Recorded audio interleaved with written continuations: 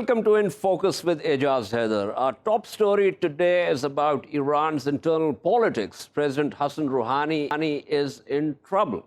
The new parliament, elected in February but convened only in May, doesn't appear impressed with Rouhani's government's performance. A foretaste of what might come Rouhani's way was the manner in which his foreign minister, Javad Zarif, was heckled in parliament last week. The attack by hardline members was so scathing that Zarif, normally very equable, lost his cool.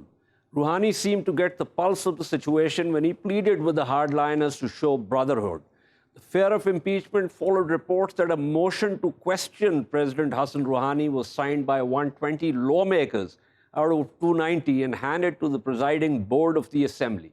Iran's semi-official news agency Tasneem quoted Tehran lawmaker Iqbal Shakiri as saying, and I quote, "Lawmakers have various questions for the president, including the reasons behind the foreign exchange market crisis, as well as the high prices of basic goods and basic necessities of the people," unquote. Observers, however, say that while the supreme leader Ayatollah Ali Khamenei may want a weakened president, he would probably not want Rouhani impeached at this point. Rouhani is in the last year of his second tenure. That said, internal tensions are palpable, and we want to ask our experts tonight how they think the situation is likely to unfold. And we are joined by Hamid, Reza, Gholamzadeh, who is an Iranian foreign policy expert and CEO of Peace Spirit Foundation, who joins us from Tehran. We also have with us Luciano Zaccara, who is a research assistant professor in Gulf politics at the Gulf Studies Center at the Qatar University. They also recently released a book titled Foreign Policy of Iran under President Hassan Rouhani's First Term, 2013 to 2017. Thank you to both panelists. Let me begin with Mr. Gholamzadeh. Mr. Gholamzadeh, give us a sense of what's happening here. As you know, the parliament that is recently elected is not very in line with the government, and actually the being against government was the key point in their election. The candidates who were against the government, they were criticizing the government, had the better chance to win the election last year, of course. And the reason is that the government has had a very terrible performance, and all the people see the reason behind all the difficulties that we have, economic problems, many of the corruption, such things. In the eyes of the government, they see that the government is responsible for all these things. And you know that the situation about the economy is terribly wrong right now inside Iran. And the main program that the government had, the JCPOA, the negotiations with the Western powers, has gone in vain, and it didn't give any fruits. And that's the situation that we have now, and people are not buying any words from the government. So we have this parliament which wants to act against the government and believes that lack of performance, lack of efficiency in the government is behind the problem. So they want to fix everything. And as we know, parliament is a legislative body, not an executive body. So the only power they have is to put force against the government, force them actually to do something, to use their monitoring power and questioning power to actually force somehow the officials of the executive branch to do something. That's what the parliamentarians and MPs are trying to do right now. Mr. Gholamzadeh, we know that the real power center in Iran, regardless of who is the president, regardless of who is in parliament, is the supreme leader. Now, do you think that what the parliament is trying to do here, it could have done without a tacit nod from the supreme leader? It is to some extent right that the supreme leader has the final say to some extent, but it's not like that he has the optimum power and there is nothing unruling that. The point is that the executive force, who can work for the government, for the country, is the government, and that's the problem that we have had so far. for last several years. But it is correct that the Supreme Leader sets the main rules and the main goals, objectives that the country should go toward that. So it was with his green light that the negotiations went forward, and it was with his support that the nuclear deal was actually signed. And now it seems that as the parliamentaries had a cyber meeting with the leader, they were somehow discouraged from doing any impeachment, speaking of any impeachments or such things about the President Rouhani or the ministers. Because the Ayatollah Khamenei believes that the government should work until the last day of the being in office, handing over the power to the next president. And there is no ground actually for changing the government in the last year. We have less than a year and on to the election. And if you want to change the government now, earlier, it's not going to bear any fruit and be any very constructive. So it seems that he is against any sort of impeachment or any disruptions in the way the government needs to work for the next year. But the point is that from his speech, if we can understand like that, he wants the parliament to be more observant and to be more monitoring and actually setting the reins through which the government needs to move forward to set, for example, change the economic rules and such things for a better performance. Okay. Stay with me, Gholamzadeh. Let me go to Luciano Zaccara. Mr. Zaccara, you've written a book about President Rouhani's first tenure. Give us your reading of this situation. Well, my reading is not that different from our colleague. I think that if we bear in mind the precedents of the presidencies in Iran, we can see that only one president was impeached in 1981, Bani Sadr. Then all the other presidents, they all finished both terms. And I think this is the main idea behind the stability of the political system in Iran, that all the institutions perform during the whole term without interruptions, without early election, etc., etc. And I think that I agree that at least all the interviews I conducted every time I go to Iran, all the people I talked to, they always said that nobody wants an interruption of the institutional periods. And bear in mind that Rouhani is about 11 months to finish his term. Nobody wants now an election to replace a president for only 1 year, because the elections will take place eventually in May next year. So that said, the parliament will try to control what Rouhani is doing. And if they can impeach Zarif, I think they would try to do it. The fact that they are questioning Rouhani doesn't mean that it will finish in an impeachment, but they want Rouhani to go to the parliament to speak and to respond to the question. It happened last year, and finally there was no enough quorum to impeach him. But there were a group of people that they signed a petition of impeachment, that it didn't progress. It may happen with Zarif, Jahromi. There are other ministers that they are in the target of the conservative faction running the parliament. And we have to remember that the administration, Rouhani administration, has been the one that suffered the biggest amount of impeachment, comparing with Rafsanjani, Ahmadinejad, Khamenei, and Khatami before. I think 8 or 9 ministers were impeached and questioned by the parliament. Never before it happened in that amount before. So, of course... But frankly, Mr. Zaccara, as an avid watcher of the Iranian scene, I think you would agree with me that if it comes down to, in theory, if it comes down to an impeachment of Jawad Zarif, that would essentially mean Zarif has been scapegoated. Because the JCPOA issue, he steered that multilateral UN-sanctioned agreement very deftly.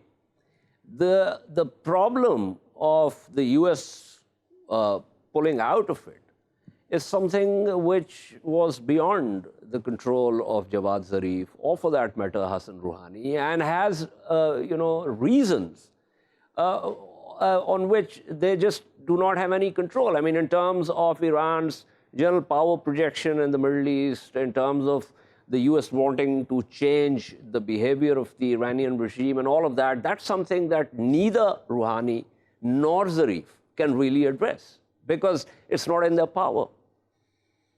Actually, it is right what you said.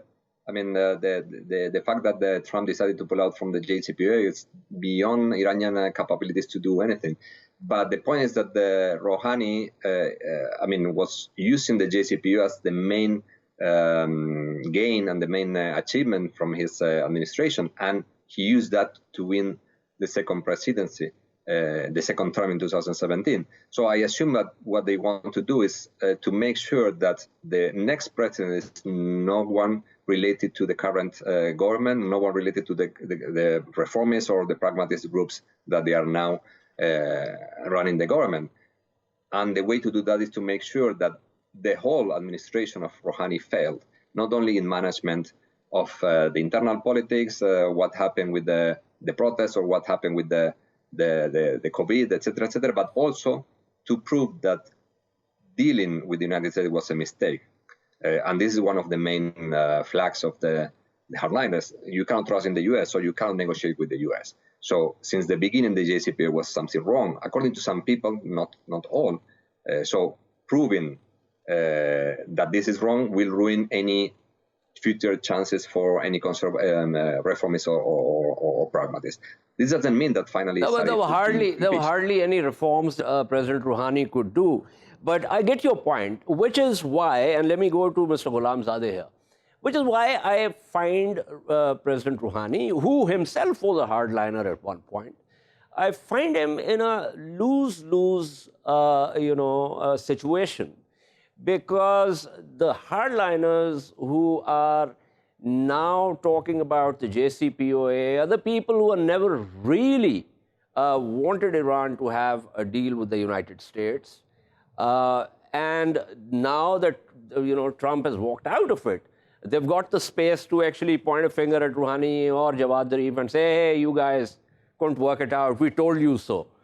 But I think there has to be something more than this. I mean, if you look at the economic situation, it is largely a product of the primary and secondary sanctions imposed by the US, which is one of the most stringent sanctions regime that you can find anywhere.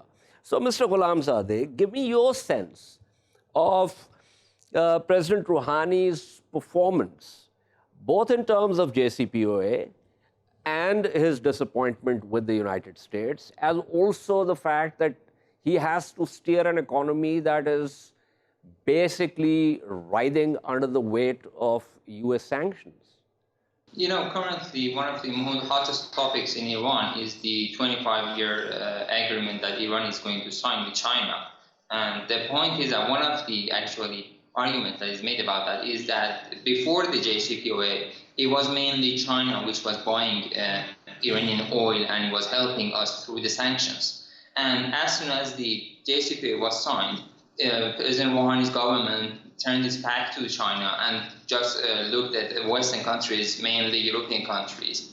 And they tried to sign deals, buying planes, signing oil contracts, auto industry contracts. Everything was signed, and they looked at the European countries. And that was a point that China somehow broke out with Iran. So that was one of the main mistakes by President Rouhani. He put all the eggs on the baskets of the Europeans. And it was just like before, they just left the agreements without doing anything, without paying any punishment or something. And they just left Iran after the sanctions came and after the United States left the JCPOA.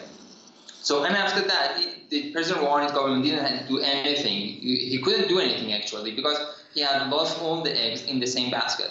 They did not work, for example, with neighboring countries, with other countries, looking at other, for example, even European countries, for example, Eastern European countries or other countries in the East, or countries in the West, like, for example, Latin American countries that we are seeing right now, that Iran is selling oil or petroleum products to Venezuela, for example. So the mistake with President Rouhani's government is that he has not gone all the ways that it needed to go. And it lost every chance by looking at the United States and the Europeans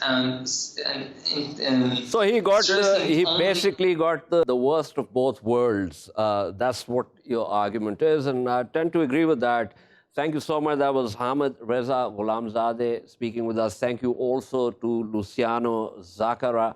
We shall take a short break and return to discuss a decision by Beijing to sanction U.S. officials in response to U.S. sanctions over Beijing's treatment of ethnic and religious minorities in the Xinjiang province. Stay with us.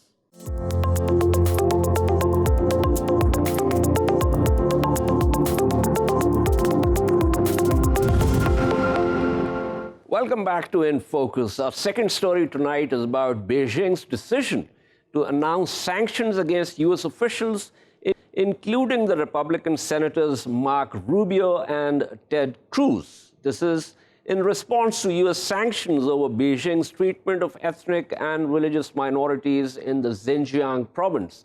China's Ministry of Foreign Affairs spokeswoman Hua Chunying said the retaliatory sanctions would be in place from Monday, but gave no details on what they would entail.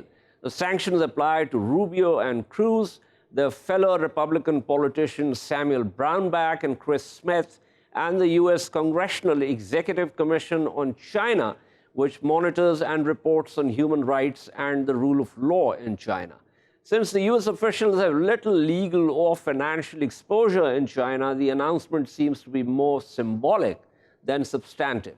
Last Friday, the U.S. imposed sanctions against a Chinese government entity and 4 senior Chinese officials, including a sitting member of the ruling Politburo, under the Magnitsky Act.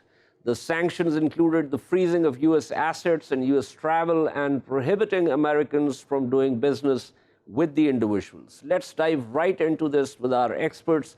We are joined by Professor Elizabeth Laurus, who's a professor of political science and international relations at the University of Mary, Washington. We also have with us Andrew K.P. Leung, who's a strategist on China at Andrew Leung International Consultants. Let me begin with Mr. Leung here. Mr. Leung, as I said, this seems like a symbolic thing rather than anything, substantive. Well, I think these sanctions should be seen in a broader context and not in isolation. The broader context is that China is increasingly being seen as almost an existential threat to the American-led international liberal order on all fronts, on trade, on the military, the South China Sea, and on human rights, on Hong Kong, Taiwan, technology, you name it. And everywhere, both sides of the sides of the aisle across parties in the United States, there is a consensus that the China's kind of rise of China needs to be pushed back, and of course the sanctions is part of that. Now, from China's perspective, though, whereas China's accepted some of these sanctions and, of course, imposed some of the sanctions of its own in a trade war, in terms of human rights, of course, this part of China's model. And as far as Beijing is concerned, it doesn't believe that there is a one-size-fits-all formula. But as far as human rights are concerned, China sees that Xinjiang, of course, is a very important part of its territory, occupies a vast expanse. And then with the recent rise of the so-called Eastern Turkestan kind of movement, separatist movement, it is also an existential threat to China.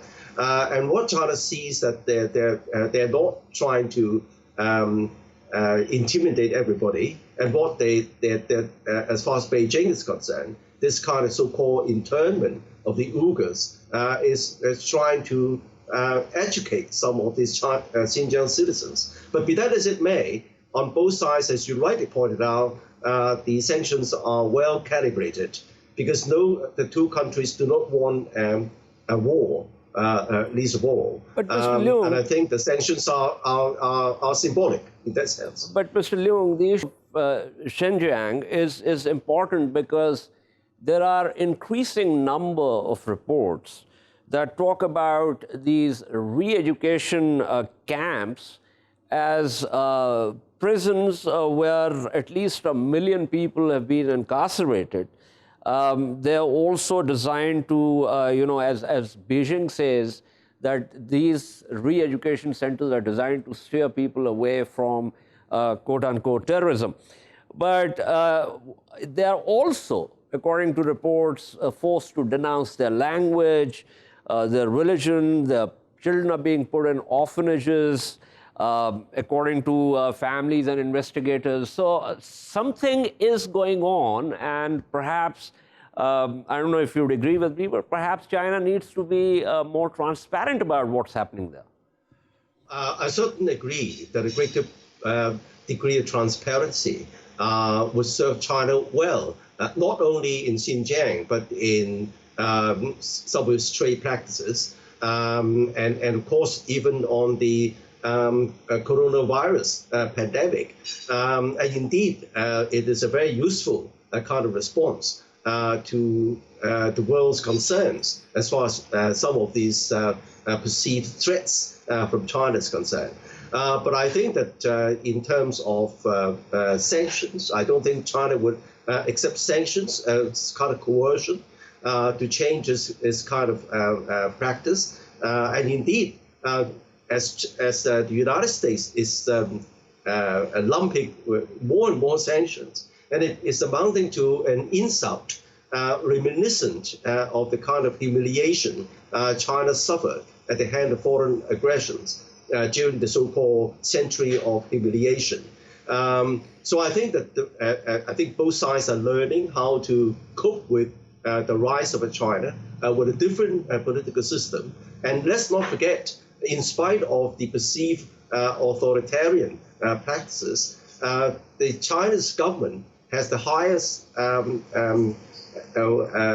following and, in fact, a satisfaction index as far as the people are concerned, according to independent Pew Research and also Elderman Research based in Washington, D.C. It enjoys very high satisfaction index of its people, suggesting that most of its population, the vast majority, over 80%, I think that China the government is taking the country in the right direction, compared with the very low rating in some Western countries, United States included.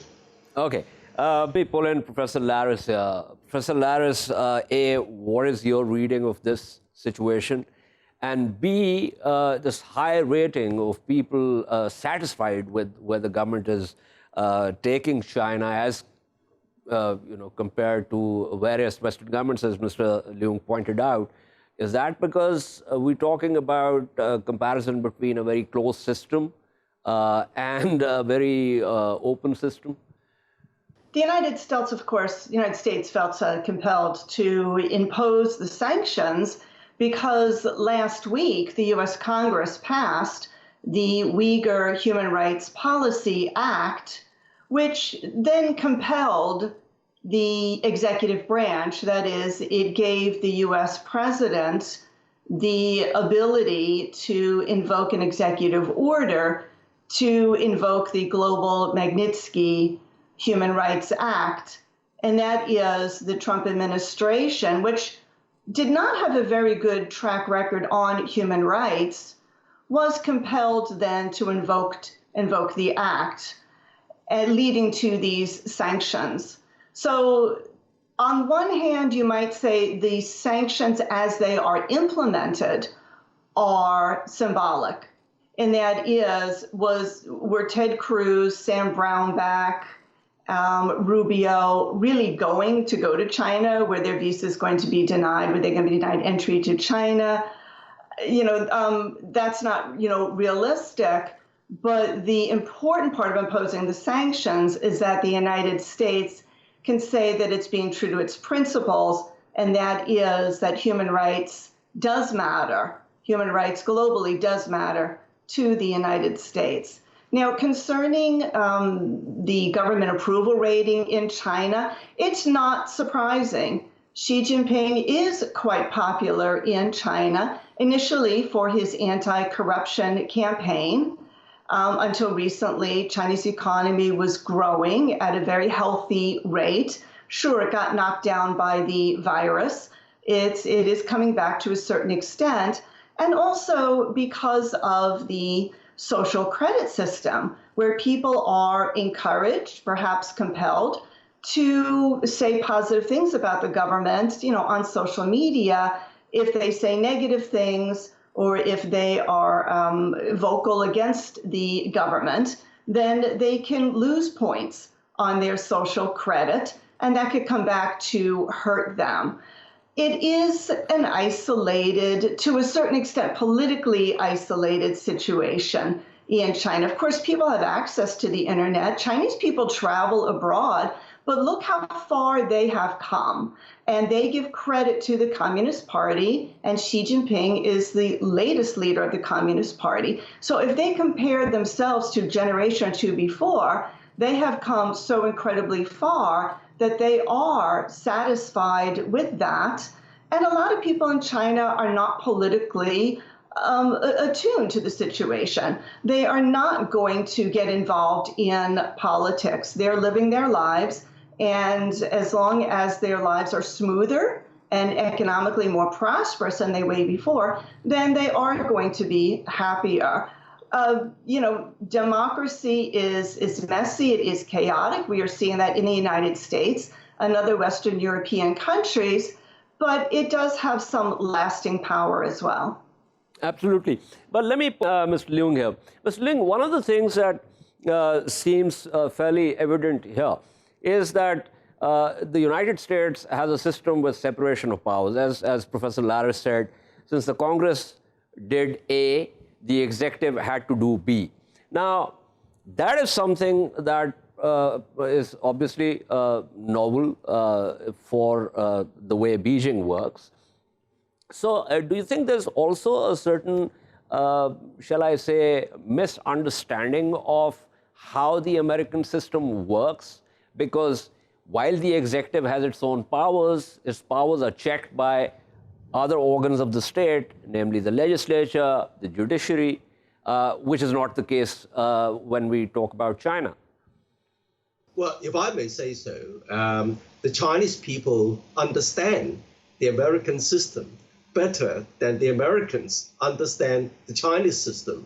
That's point number one. Point number two, I think that China doesn't believe that there is a one-size-fits-all kind of formula for all countries. And then democracy is the be-all and end-all of all political systems. But then increasingly, China is seeing that the legitimacy of China's own system. Bearing in mind, China is not trying to impose its system to a lot of other countries, even in the developing world, which rely on China for most of its economic growth. China is not trying to impose its system on those countries, but China is seeing that its own development model, which enjoys a high degree of popular satisfaction and support, is being questioned and insulted by the West on all fronts, on trade, on technology, as I said, on human rights, on Hong Kong, on Taiwan. And that's why China is trying to push back, if anything, to satisfy some of the anger of its own people, who sees that this country is going in the right direction, and there is no way that China is being coerced into following the kind of problematic kind of system. Now, China is not denying that there is a great deal in democracy. In fact, if you look at China's constitution, there are many, many references to democracy. But China's sense of democracy is different. It's not just depends entirely on personal freedom.